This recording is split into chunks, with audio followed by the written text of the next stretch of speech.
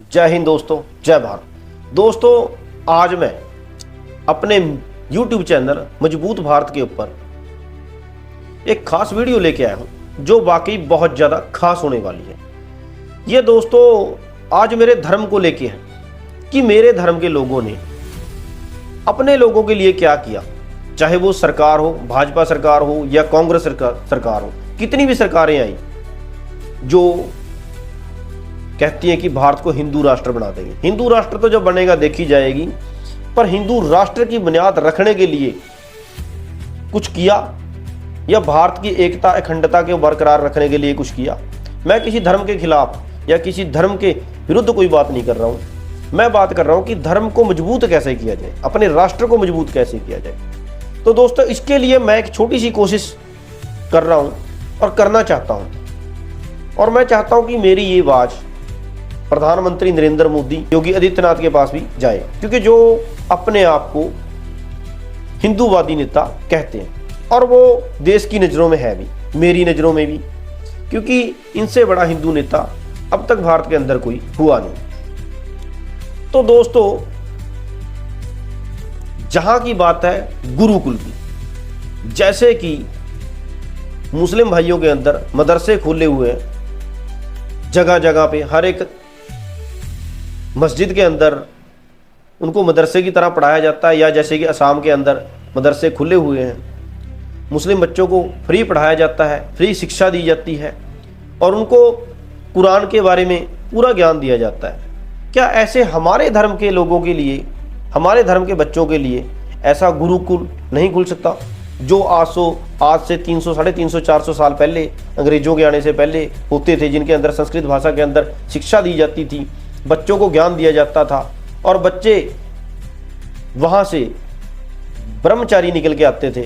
और आज के समय में कॉन्वेंट स्कूलों के अंदर से बच्चे, आपको पता है किस तरह के होकर निकलते हैं। या तो बच्चे ज़्यादातर, मैं सभी बच्चों की बात नहीं कर रहा हूँ, क्योंकि बच्चों का सिस्टम क्या है, हमारे प्राइवेट स्कूलों के अंदर, कॉन्वेंट स्कूलों के अंदर, सरकारी स्कूलों के अंदर व्यवस्था इस तरह की हो चुकी है कि हर एक बच्चा अपने धर्म को भूलता जा रहा है।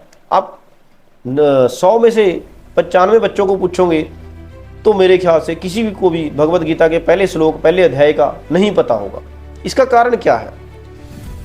आप किस चीज़ को इसका कारण मानते हैं, किस चीज़ को सबसे बड़ी कमी मानते हैं? मैं सरकारों को मानता हूँ। चलो, पहली सरकारों ने जो किया नहीं किया उसके बारे में मैं कुछ कहना नहीं चाहता, पर जो मौजूदा सरकारें हैं उन्होंने भी इसके बारे में कोई खास ठोस कदम नहीं उठाया। जैसे कि मेरा मानना है कि योगी आदित्यनाथ जी को सबसे पहले यूपी के अंदर यह शुरुआत करनी चाहिए कि पहली कक्षा से ही भगवत गीता और रामायण का एक विषय लगा देना चाहिए, जिसको हम सब्जेक्ट कहते हैं, वो स्टार्ट कर देना चाहिए, ताकि जब हमारे बच्चे स्कूलों के अंदर से, गुरुकुल के अंदर से निकलें, वो एक ब्रह्मचारी की तरह निकलें, जो अपने माता पिता का सत्कार, अपने माता पिता का आदर करें और अपने गुरुओं का आदर करें, और फिर उसके बाद वो एक सक्षम व्यक्ति बन के निकलें अपनी ज़िंदगी के अंदर। क्योंकि आजकल क्या हो रहा है, छोटी छोटी बच्चियों के साथ रेप हो रहा है और ज़्यादातर बच्चे नशे के अंदर पड़े हुए हैं।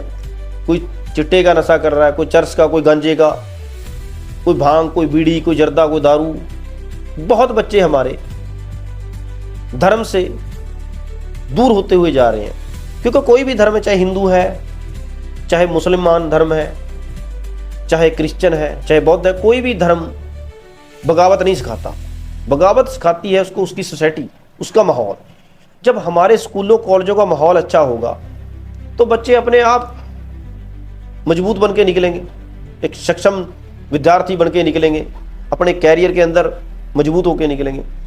तो दोस्तों, मेरा कहने का मतलब ये है कि अगर हमारी भारतीय जनता पार्टी, हमारे देश की सरकार, प्रधानमंत्री नरेंद्र मोदी जी इसके ऊपर ध्यान दें, जैसे कि मेरे पंजाब के अंदर भगवंत मान की सरकार है, आम आदमी पार्टी की सरकार है, यहाँ पे भी 10 गुरुओं का ज्ञान, गुरु ग्रंथ साहब जी का ज्ञान हमें प्राप्त होना चाहिए। पहली कक्षा से 10वीं कक्षा तक 10 गुरुओं का इतिहास हमें पता होना चाहिए। गुरु तेग बहादुर जी, गुरु अर्जन देव जी, गुरु हरकृष्ण जी, मतलब 10 गुरुओं का हमें ज्ञान होना चाहिए, उनका इतिहास हमें पता होना चाहिए कि हमारा इतिहास क्या है।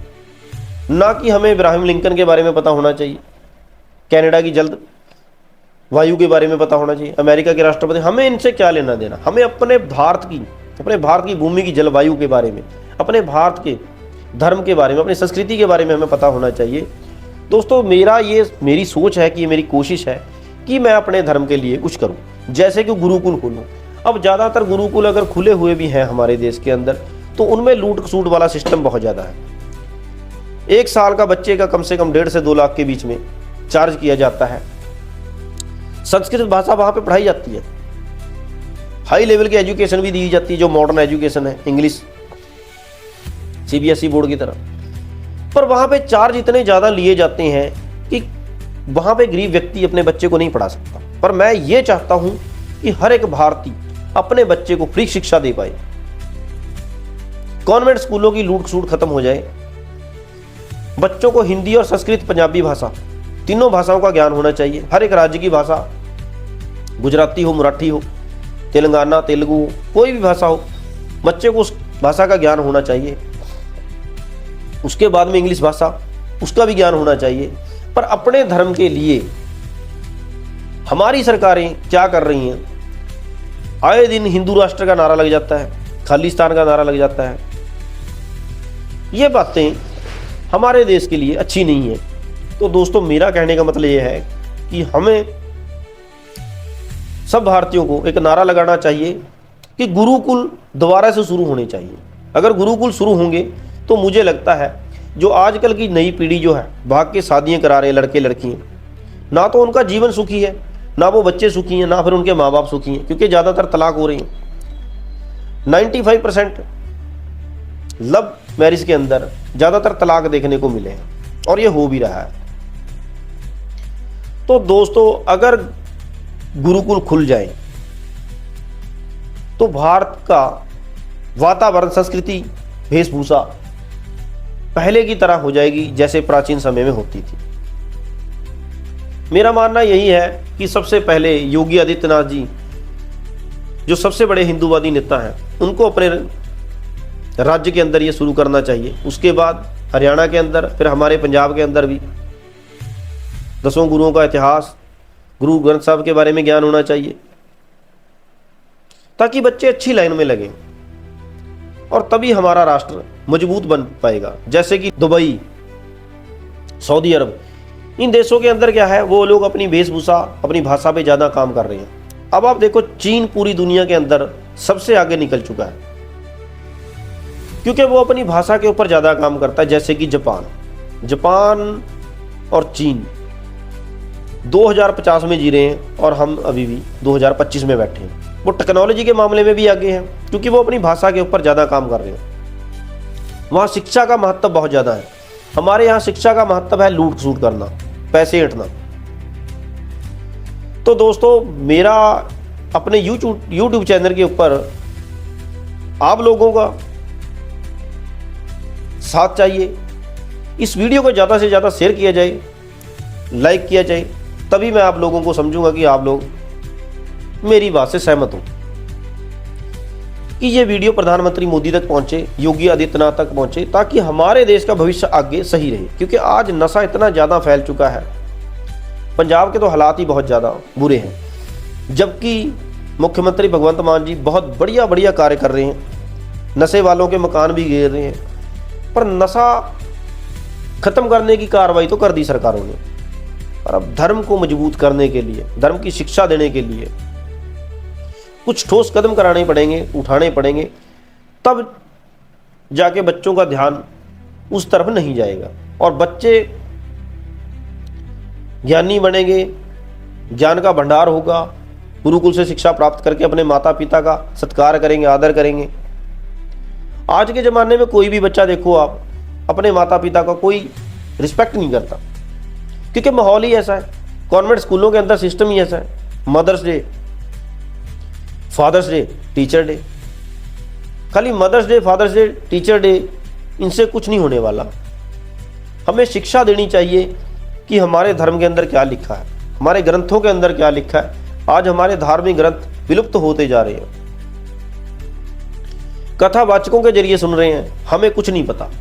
95% बच्चों को ये नहीं पता कि रामायण की पहली चौपाई क्या है, भगवत गीता का पहला अध्याय क्या है, उस अध्याय का नाम क्या है, अध्याय का पहला श्लोक क्या है। 95% लोगों को इसके बारे में नहीं पता। तो दोस्तों मेरा आपसे आग्रह है कि मेरे YouTube चैनल मजबूत भारत को सब्सक्राइब और लाइक जरूर करें। जय हिंद, जय भारत।